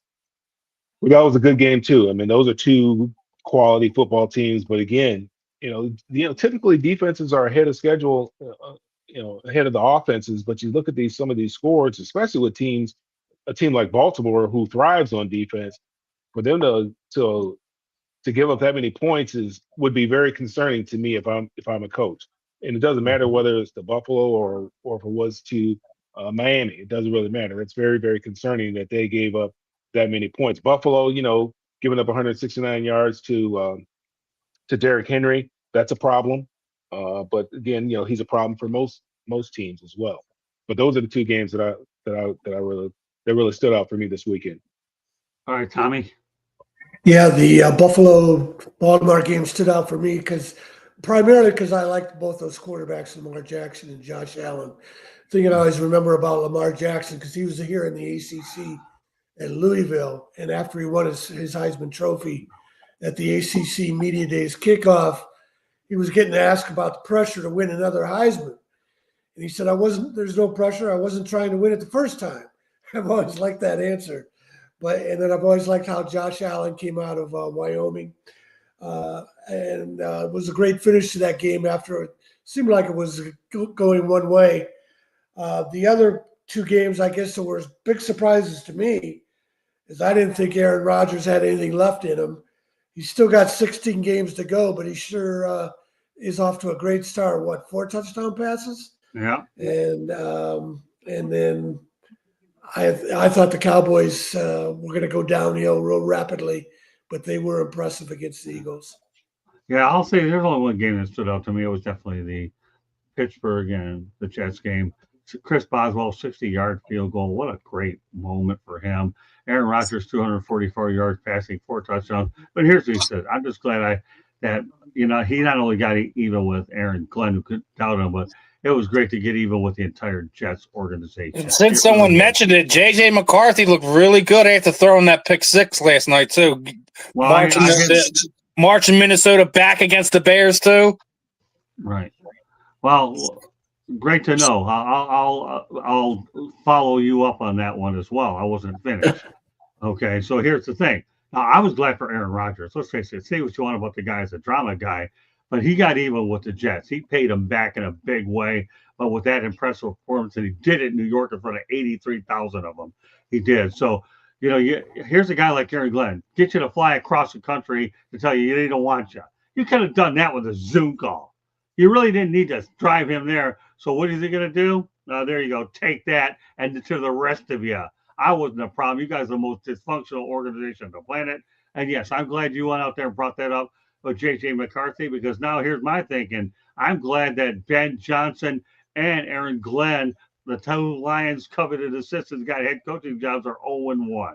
If that isn't because that sets the stage for a Dan Campbell. And all of them are. You got to think about it. They're 0-3. They lost 2 total games last season. 2, right? Right. Exactly. Them combined, they're 0-3. Right. But I was glad to see Ben Johnson and Aaron Glenn lose their first one, because they went to bad organizations in the first place. So, yeah, you're 0-1. Welcome back to losing. All right. Well, you know what? Let's talk about the Micah. Scott, one last thing. Can I say about Aaron Rodgers? With the 4 touchdowns that he threw on Sunday, he now tied Tom Brady for 28 4-touchdown games. So for the most, so he has a chance to beat Tom Brady's record in that respect. Okay, sounds good. Let's talk about the Micah Parsons of impact versus the Detroit Lions. He did get 1 sack. The Lions offense definitely sputtered, and the Packers rolled to a 27-13 win. Let's face the reality. The Packers are a hungry team. They've been beaten up by the Lions the last few years. Good, hungry defense. Steven, some thoughts about Micah Parsons? Well, I mean, limited snaps because obviously, how late the trade came, how surprising the trade was, and everything like that. He was still impactful. He had Penei Sewell spinning like a top, and that sack came in a situation where Goff is about to break the pocket and beats Sewell, runs halfway around the formation and runs him down for the sack. So he had a big impact. I'm going to reframe my previous statements. The Green Bay Packers are going to be the team to beat in the North this year. There's no way around it. Between having the tools they have on offense, adding somebody like Micah Parsons to that defense, that was already a pretty good defense beforehand. So the Micah Parsons effect is going to only get bigger over the coming weeks as he gets more familiar with the scheme, with his teammates, what to expect, etc. The Micah Parsons effect is going to take the Packers deep in the playoffs, and they should be a team to watch moving forward. All right, Candy. Micah Parsons brought an energy, and I think he drew from the crowd because I think he was really surprised by how well the fans really cheered for him when he even came onto the field. And I think I think home field advantage was an advantage in that game because I think they really brought the energy, and that made the defense feed off that energy from the crowd. They are a fast defense because they're so young, and I think that's part of it too. And I think that's what attributed partly to their success. Micah Parsons has already said that he's going to help. He's going to be training Luther Van Ness, who needs a little bit of help too. I'm excited to see what this defense and what this team does. But Micah brought an excitement, and a quickness, and a speed factor to everybody. I mean, and he helped because sometimes they were double teaming him so that other teammates were getting free as well. So I'm excited. Mel? Yeah, this will go down as the dumbest trade in history. I mean, Micah Parsons, what you see is what he's foreshadowing what's coming. He's not in shape yet. He's just going to continue to get in better shape. He has better players around him. So he's going to be able to get after the quarterback. I suspect here real shortly that he'll break the NFL sack record because the guy is so talented in getting after the ball. And right now he's got a chip on his shoulder too. He wants to show the Cowboys what they gave up. It doesn't make any sense when you go out there and you scout talent and you develop that talent, and the talent becomes everything that you thought that he could become, and then you don't want to pay him. It doesn't make why do you do that? That doesn't make any sense. So you just wasted all those resources in this individual, all this energy and effort that you put in this individual, and you're gonna let somebody else reap the benefits of it because you traded him away in his prime. So this is gonna go down as the worst trade in NFL history. And yeah, I agree with Steven. The Packers are without question by the way that they beat up on the Lions. If the Lions can't figure out a way to get some offense and some defense, but in particular, if they can't put up some points, I mean, they were the number one scoring offense in the league last year, and they looked terrible. I mean, they looked the same way they looked in the preseason. It didn't matter who had the keys to the car; all of them looked terrible. The quarterback play, just the offense. I'm not going to say the quarterback play. The offense is just it doesn't look good, and you can see, that's obviously because Ben Johnson's not there anymore. Tommy? Yeah, this could have played out better the way it started. He not only played more snaps than they were expecting him to be able to play, but he seemed to spark the other guys. I hate to praise a Michigan guy, but Rashawn Gary had a great game too.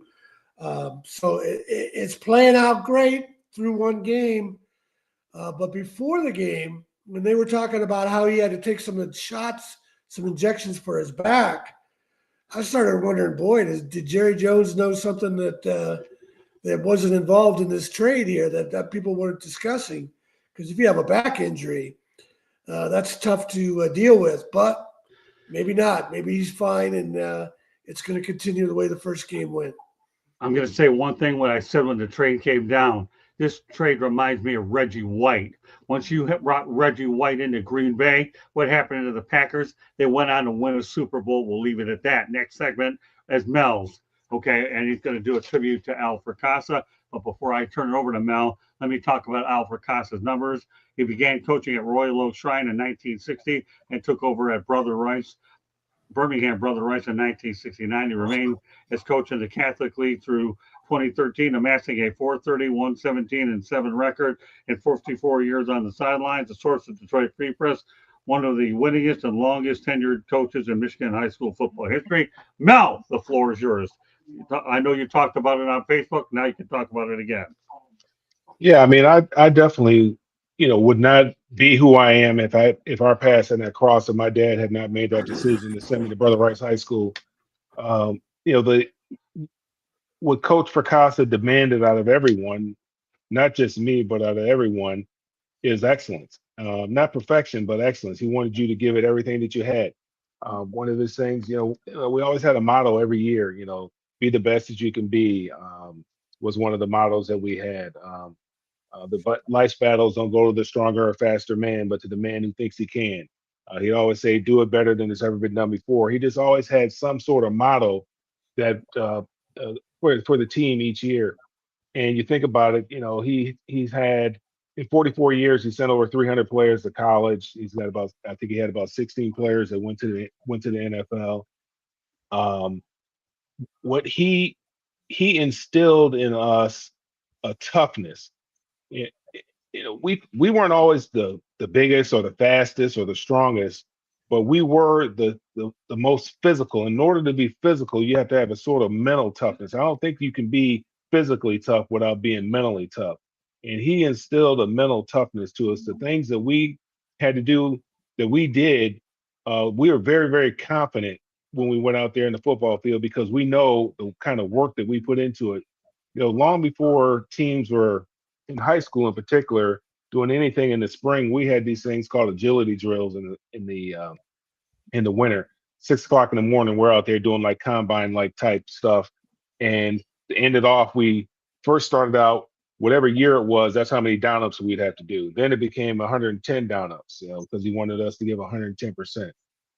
After practice, we ran, these things called, we just what he demanded of you, and each and every player is he just wanted your best, whatever that was, whatever that was, and it's different for each player, obviously, but had a tremendous impact on me and my brother. Obviously, like I said, I would not, coming from a public school, I started out as a public school kid and went to a private school, all boys Catholic school. My dad sent me there to be coached by this man and really be mentored by this man, and he took boys and taught them life skills about the skills that would carry on with me for the rest of my life. When I got to UCLA, practice was easy for me because of what I did in high school. That the stuff we did in high school was ridiculous, but there was a purpose for it, and it was all to make us mentally tough, so that when we got out there in the game and the game got difficult, we weren't gonna quit. There was no dying us. So, what I said about Coach is, he had a long life. He lived 92 years. Right. He had a full life because he did what he loved to do. He was a man of tremendous faith, and he had a fruitful life because he has a lot of seeds out there. Each one of the 1,000 players that he coached is fruit from Al Fracassa, and we're all better for having crossed his path and having him coach us. Well, Alfred Casa passes away on Sunday at the age of 92. Tommy, I know you've been around college athletics and high school. I'm sure you can appreciate what a guy like Alfred Casa is like. You're in Michigan. Do you have any recollection of Alfred Casa at all? Yeah, well, I don't really never knew him, always known of him, but I would like to add something whenever a guy like him passes on and hear what Mel had to just say. I just feel so jealous and envious that I never had anything like that as an experience with my high school coach. I look back on my high school coaches and I feel like I was robbed because that was the one thing I mentioned this before. When I became a sports writer after college and covered a lot of high school sports and met great high school coaches, I realized what I missed out on in life, that I didn't have a great mentor. And so So I really feel like I was robbed when I hear these stories. And then also, in a way, it makes me angry when I hear them, but also jealous. And then the other thing I want to add about Al Fracassa is I was listening. One way I keep up with Michigan State sports is I listen to Jack Ebling's podcast shows because you can get them on the internet. And he had Dave Urema. You guys would have crossed paths a little bit, right, Mel? Yeah, Dave Urema. He was a senior when I was a sophomore. He was All-American as a junior. Him and Paul Jokic. Yeah, and he talked about how Fracassa would say, "You didn't have a big playbook." He said, "We might only run 5 plays, but we're going to run them all excellently and beat people with them." And then the other thing Jack Ebling said about him that was very interesting was that he was a backup quarterback at Michigan State behind Earl Morrow when they went to the Rose Bowl and won. And Earl Morrow had always said that one of the most important teammates he had was Al Fracassa, and he didn't even play. He was a backup. So that says a lot about a guy, too. Yeah, you mentioned Jack Ebling and Earl Morrall. I met Earl Morrall at the Orange Bowl many years ago when he was an assistant with the Miami Hurricanes. They played Michigan State, and Jack Ebling, I've actually met him in North Carolina over at NSMA. You and I were there when he was there, so it's pretty interesting to bring those two names. A few other newsworthy notes I want to get to. Las Vegas Raiders head coach Pete Carroll has become the first NFL coach to win their debut with 4 consecutive different teams. I think we lost Steven. Obviously, I had a feeling we probably would. But then again, maybe we wouldn't. Now you see him, now you don't. Or maybe we do. I don't know, but here he comes. But anyways, here's Steven. What are your thoughts about what Pete Carroll pulled off? He wins debut now with 4 teams. Listen, old man Carroll's still getting it done. I said I thought the Raiders could potentially make some noise and sneak into the playoffs. Obviously, the fact that the Chargers already upset Kansas City week 1 is kind of showing you maybe Kansas City is the team that doesn't make the playoffs this year. Maybe they're having their own type of Super Bowl hangover. Who knows? I'm not going to count the Chiefs out yet until we get into the meat and potatoes of the season, but looking to see what Carroll and the Raiders are going to be doing. And maybe you get a change of guard going out there in the AFC West. Yeah, well, Pete Carroll's going to do a heck of a job there. He's got Chip Kelly as his offensive coordinator, and Andy Reid to tough out. Not that you care about Chip Kelly because that reaches a bone with you. No, if he ever gets back here to Philadelphia, they're going to burn him at the stake. Yeah, I wouldn't doubt that. Yeah, well, maybe that's Chip Kelly, but they're not burning Andy Reid. I'll say this much. Chip Kelly would be smart if he never ends up in a room with LaShawn McCoy or Deshaun Jackson. I'll say it like that. Oh, you're no doubt. Okay.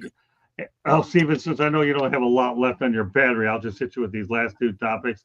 They're not very big anyways. But let's just talk about Bill Belichick. You surprised that he drew 6.1 million viewers in his he's must-see TV no matter what. The funny thing I'm seeing right now is the tiff that's still going on between Bill and the Patriots is absolutely hilarious.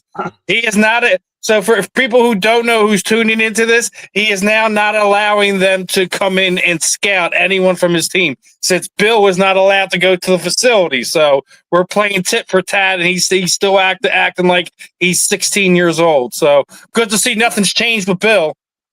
All right, and last thing I will get you out of here on, Steven, before you let everyone know how they can reach you. The Pac-12 conference does have a new TV agreement, CW Network. It'll begin next season. And one of the schools that's going into the Pac-12 is Colorado State, which you do have the Denver market. That's why I mentioned Colorado State, where you have the Denver market. And by the way, USF Florida game will be on the CW Network. Any thoughts about the Pac-12 at least finally getting a TV deal? I love it. Regardless of where it's going to be, the more sports we can get on free television, the better it is for fans.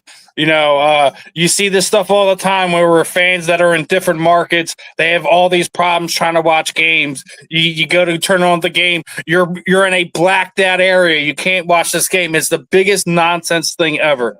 So the more avenues we have to watch it, on free TV, the better it is, and a better experience it is for the fans. Because as we were already talking about, they're pricing the everyday John and Jane's out of being able to actually physically go to the games. All right, Stephen, let everybody know they get a hold of you. Same as always, man. You just type in my name is Stephen Rochelle. It's easy to find me on Facebook, Instagram. It's Steve Sports Talk 1 for both X, YouTube, and TikTok if that's your thing as well. Other than that, make sure you guys are tuning in to tomorrow morning because we're gonna be talking some football, some baseball, some basketball, and everything in between with myself and Ben Troop. Sounds good. All right. Send our regards to Ben. Tell him we miss him. Look forward to seeing him on next week. And tell him I held over a couple things from this show that we'll talk to him about next week because I know his opinions are worth holding over a topic or two. All right. Oh, I'm sure he's already given his opinions on what's going on down there in Florida. So I'm sure he has no problem with telling you how he feels, my friend. Yeah, that's okay. I need to get him on this show here. We'll get him on, brother. We'll get him on. I know, but I love Ben. And we missed the hat. So all right, we'll see you soon, Stephen. His hats are at least better than Cam Newton's. That's all I gotta say. Oh, and I agree. I think we all agree with that. Okay. I can think of a lot of things I can say about Cam Newton. I'll wait for another night to do it. So all right, Stephen, thanks for getting on here, and I'm glad you're always, brother, always. Through the duration. We'll Great catch stuff, up. We'll Stephen. see you guys soon. And everyone, make sure you guys are locked in. We're getting closer to 700K views, which means we're getting closer to that million views. And the first giveaway that we're doing, we got a bunch of stuff to hand out to our loyal commenters on the chat. Other than that, I'll see you guys tomorrow morning. Yeah, our royal commenters that makes sense, right, Stephen?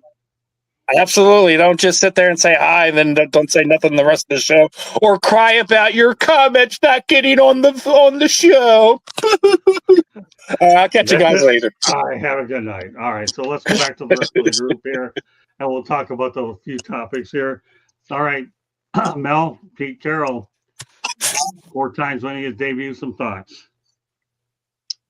Well, Pete knows how to coach. I think he had a little tread. I think he had tread left on his tire in Seattle, but I think they probably wanted a different voice. He still has the energy and the enthusiasm to go out there and coach, and he knows what it takes to win, or excuse me, to build a winning program because he's done it.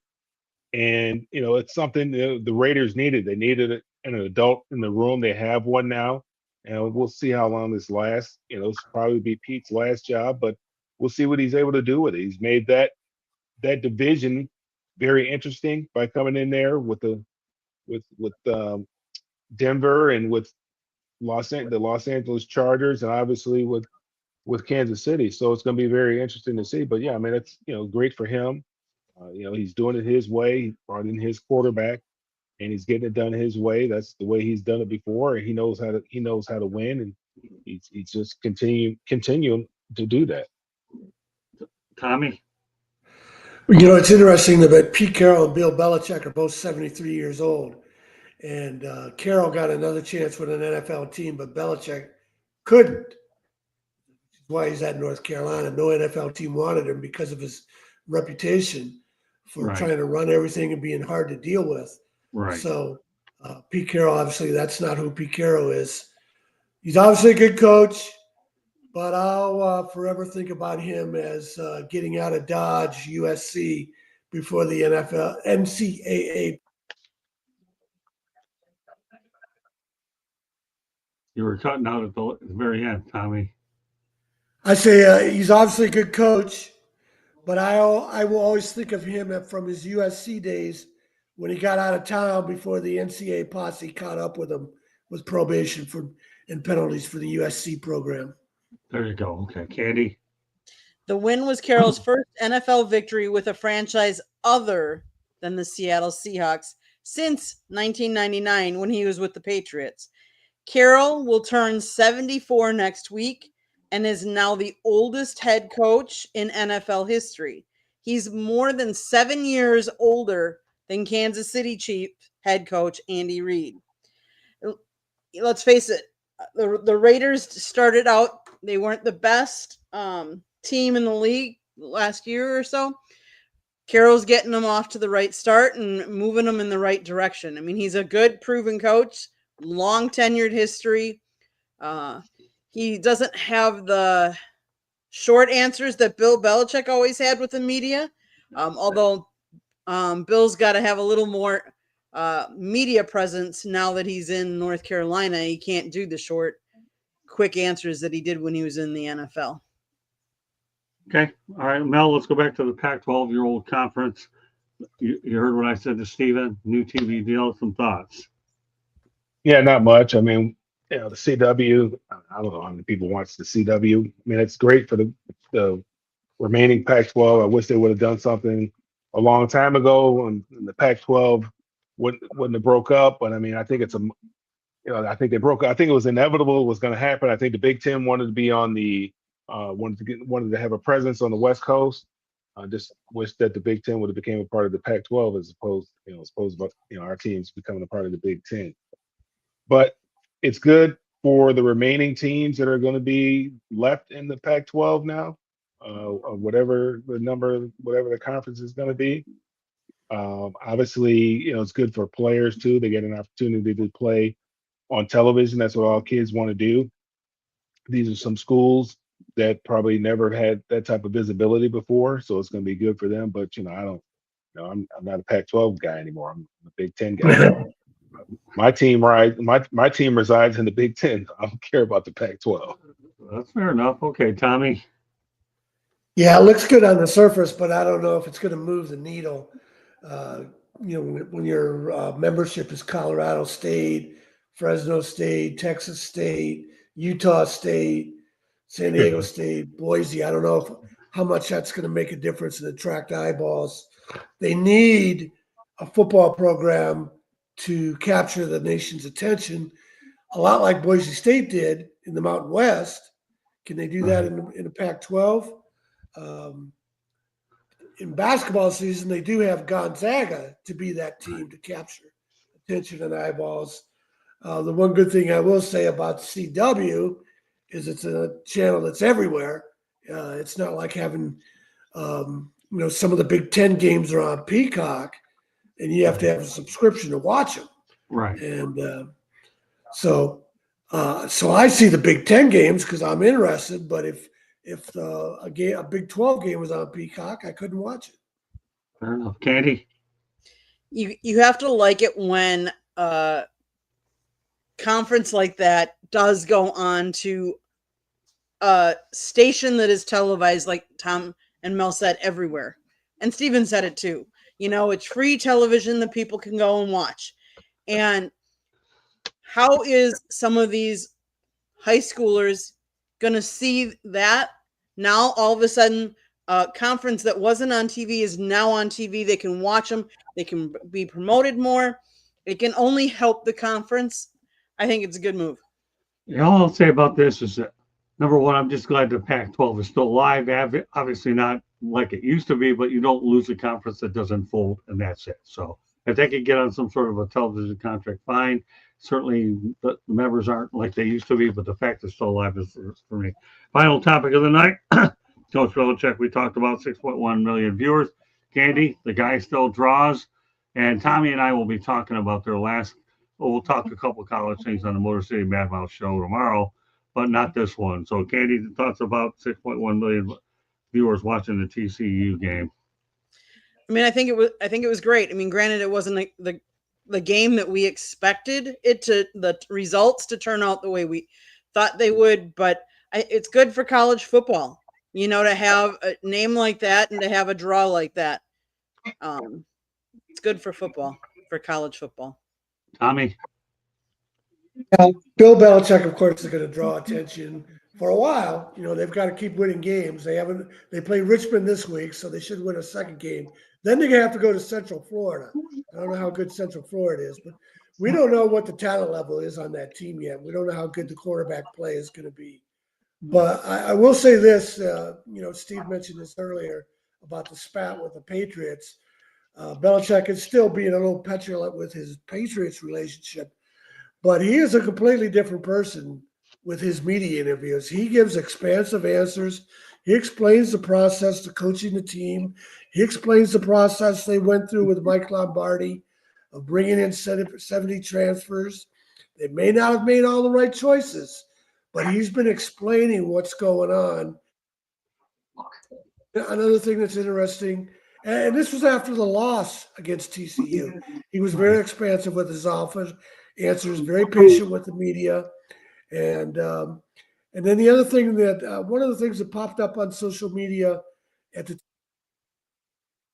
was his girlfriend, his 24-year-old girlfriend, was captured on the sideline talking to him, and it was on Twitter, and it was made to sound like she was interrupting him during the game. It wasn't. It was in the pregame warmups, and this was long before the kickoff.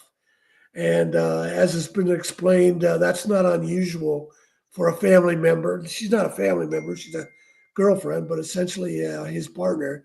It's not unusual for a wife seen on the field. Mac Brown, the former coach, used to walk off the field holding hands with his wife at the game. So a lot of stuff is unfair to Belichick. He brought it on himself. His girlfriend brought it on him too, with her CBS interview interjecting. But Belichick, I think, deserves credit for his demeanor and his patience with the media. Still comes off sounding boring because of his monotone. Interview and listen to it when you write a story like I've done. You can learn something from him. So I'm not ready to write him off. We'll see what the talent level is, but I'm not ready to write him off. Yeah, we'll talk more about it tomorrow. All right, Mel, quick thoughts on Belichick. We're going to wrap it up. Well, they played on Monday night, right? So those numbers are kind of skewed. There's the only football game on. Now you mix them in on a Saturday where all the other games are going on. You know, you're going to watch Ohio State and Texas, or you're going to watch North Carolina and TCU. Well, people are probably going to watch Ohio State and Texas. So, I mean, you got to those numbers are kind of skewed a little bit. It was the only game in town.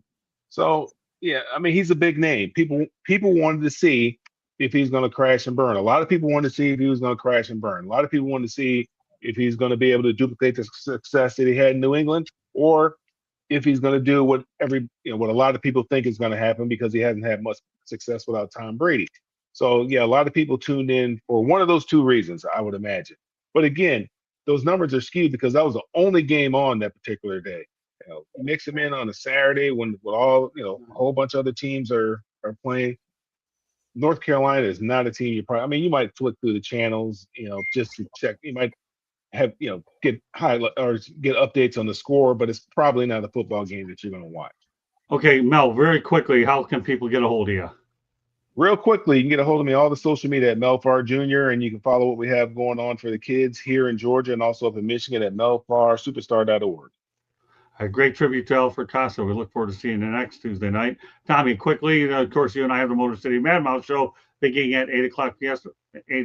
Eastern time. Real quickly, how can they get a hold of you? And they'll see us again tomorrow night. You'll go into more details. TomShanahan.report is my website with my stories and podcasts. Shanny4055 is my Twitter page.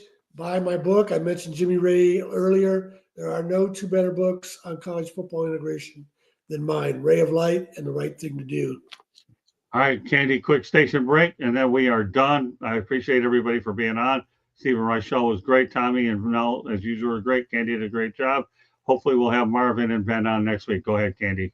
South Florida Tribune Publishing Company published a book, Lessons from the Microphone, Tuning into the Enduring Wisdom of Visionary Leaders. It is written by our host, Scott, the Motor City Madmouth Morganroth. It's available on Amazon, Barnes & Noble, Kindle, Google, and Apple Books.